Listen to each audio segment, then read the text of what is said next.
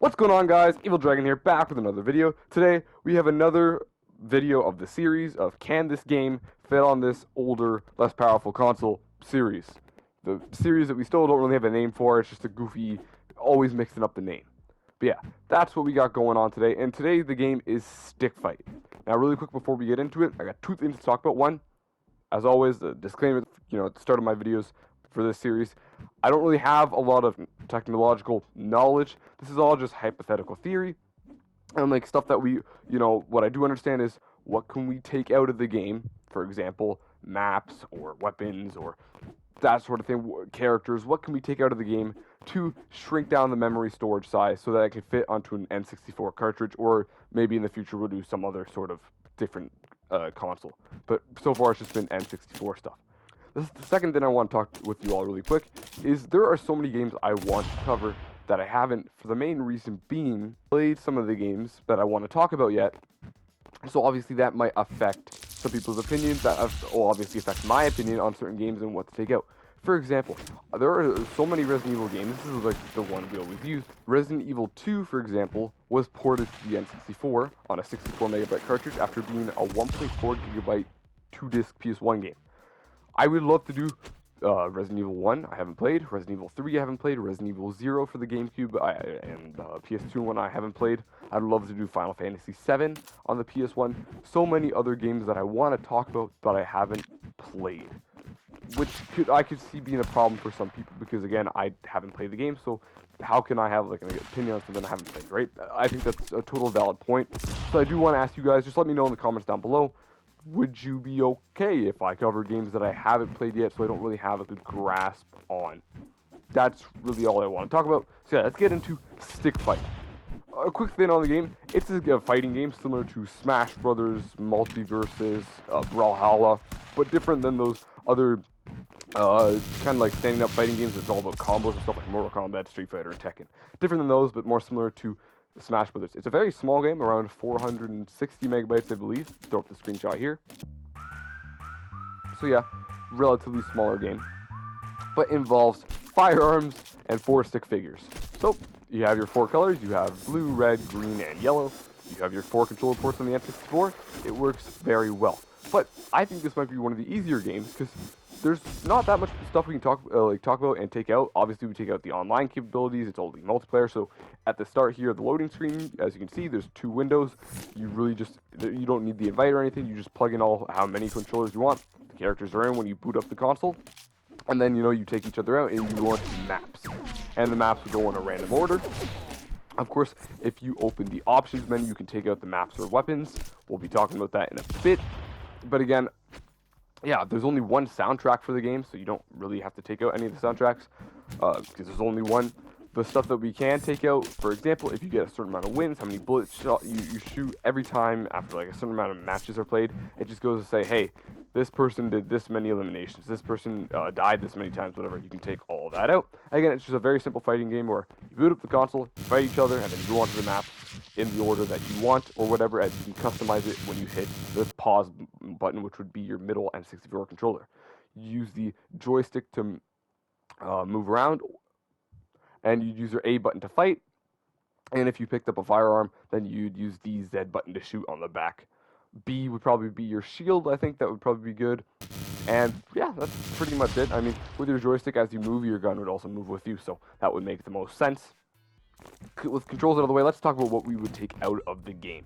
So I'm going to put 2 screenshots up here, one of maps and weapons, and then we'll talk about each of them in their own order, but really quick as well. Just look at the controller as well really quick one more time. You could also just go like full Smash Brothers as well. Like the shield is your Z button on the back. It's also your grab, but the shield would be Z. A is firearm / fight and melee, whatever. L and R1 is throw weapon. So yeah, you could also just kind of copy Smash Brothers there because it is a Smash Brothers-esque kind of game. So here we have all the maps, sort of. There's actually still a second page to the right. That's why you have the L1, R1 to switch to. We're not going to be keeping that. First off, all the Halloween maps can get out of here. They're basically boss maps, but with what this game has and how much that stuff involves, like all the woods, all the deserts, all the factories, etc., have the exact same background, and then just different platforms and stuff on them.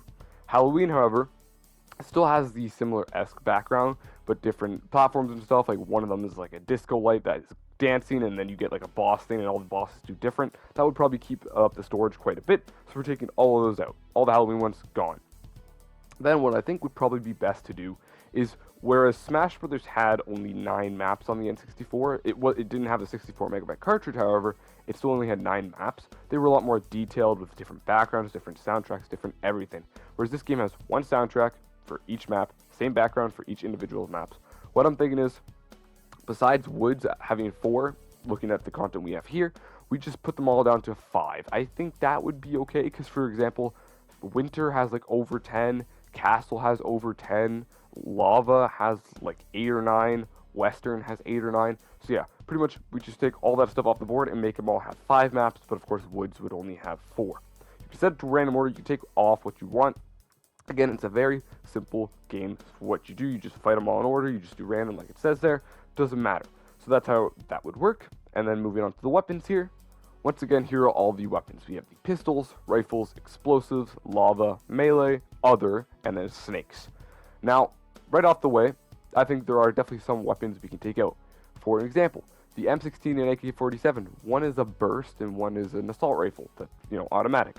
I think we just take out the M16, the burst rifle, because when you're playing a game like this, it's, you just pop in and play for 30, 40 minutes with your friends to have fun, whatever. You want an automatic weapon, you want something fast. We take out the M16. Pistols, we only really need probably 2 plus the Uzi because it's an automatic pistol. So I think we keep the pistol and the revolver, take out the Deagle and the God pistol.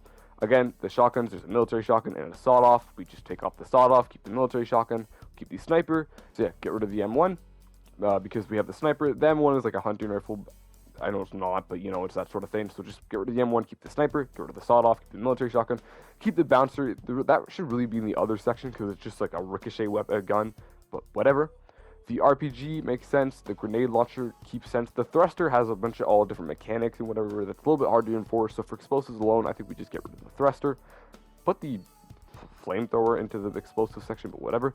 Now, snake is interesting. Snakes pretty much means there are snakes in the game. In the Western levels, there are green barrels that go ahead and launch out snakes, whatever, but there are also guns. Pretty much what the snake guns do, they're green and they launch out, if you have the snake minigun, a ton of snakes. The snake launcher, rocket launcher shoots out a giant snake. The grenade launcher, snake gun shoots out and it has one snake come out, etc., etc. So I don't think we need that many snake guns. Like the snake minigun, the snake shotgun, I've seen like overkill. The simple snake pistol shoots 1 snake. The simple snake grenade launcher that shoots 4, and the simple snake launcher that shoots a big snake makes the most sense to me. So keep those. For lava weapons, I think we really just keep the spiked ball for the lava sections. The other ones are unique to this stuff, like the beams and whatever, but really, the lightsaber I don't think is actually here because it is a unique weapon, unless it is the beam, and I could be wrong. But the lightsaber is an interesting weapon. It's unique to 1 map, so we keep that there. And we also keep the beams for the 5 lava maps you want to keep in, that have like laser beams that come down. I believe that's what those are. They move around, they're a little bit more finicky, but you keep those in for the maps that you want to keep in. But otherwise, if you don't want any laser beam maps, you just don't want to have the beam. For melee weapons, we only really need 2. So let's take the spear, because you can still throw weapons, and the spear would make the most sense. And then the blink dagger, which makes you zoom forward, kind of. Again, very finicky with how it would work. So we take out the blink dagger and just have the sword for a more melee weapon, and then the spear for a throwing weapon, but also a longer range melee weapon. Now the other is going to be very difficult. Minigun makes the most sense to keep. I think the laser gun is just a really fast gun with an orange laser. Again, makes very more sense to keep. And then we have some of the more complex stuff. The flamethrower has burning effects. It could be a little bit difficult to make, but I think we can manage with how simple it'd be. Keep that. The freeze gun, the ice gun and the glue gun do sort of the same thing, although the glue gun can really definitely make you stick to stuff, whereas the freeze ray, I'm thinking of Despicable Me. The ice gun really makes you slow down. So in that regard, I think we just keep one, whichever one you want to keep. The laser we mentioned, the time bubble, is a little bit more complex, where you shoot it and it goes into just a very simple circle that you stop moving for a bit and then explodes and you take damage. Very simple, so we can keep that. The black hole is the only major wild card here, I would say, because it just puts a giant black hole in the screen that sucks everything in. It would be very wonky, very weird. But again, I think we get around that and keep the black hole for all the weapons. And that would be the weapons we keep. So with that, We have our maps kept in. Again, 5 of whatever you choose. Get rid of the Halloween ones. And then, of course, the 4 woods ones. And then, so the weapons we keep are the pistol, the revolver, and the Uzi. We get rid of the Deagle and God pistol. The rifles, as we keep the AK-47, the sniper, the military shotgun, and the bouncer. Get rid of the M16, M1, and the sawed-off. We keep the grenade launcher and the RPG. The thruster, maybe, but it definitely has some different components and whatnot in there and make it more finicky. We keep the regular snake gun, snake grenade launcher, or just grenade, and the snake launcher. Get rid of the shotgun and the snake minigun. Keep the spike ball on the beam, and of course the unique lightsaber if that isn't the beam. Keep the sword and the spear, get rid of the blink dagger, and then keep the time bubble, laser, keep either the glue or ice gun, keep the minigun, the flamethrower, and the black hole, though that might be a little bit finicky. Then, of course, there's one soundtrack. That isn't too bad. You know, you boot up the game. On the options menu as well, you can mess around with health. I think health and stuff would just be basic, whatever. Our controls, once again, you have your Z for shooting your gun, your joystick for moving around, and your A is for basic fighting, and your B is for block. R1 or L1 could probably be your throw, for whatever reason. And that's pretty much it. That's stick fight on the N64. It definitely seems like a more simple game that we could definitely make work. So yeah, that would be stick fight on the N64. Hope you guys did enjoy nonetheless. Maybe leave a like, maybe leave a nice comment down below. Maybe hit that subscribe button, dang that little bell. And I'll see you guys next time for some more of the Would You Want This Game on this Less Powerful Console series. Bye, guys.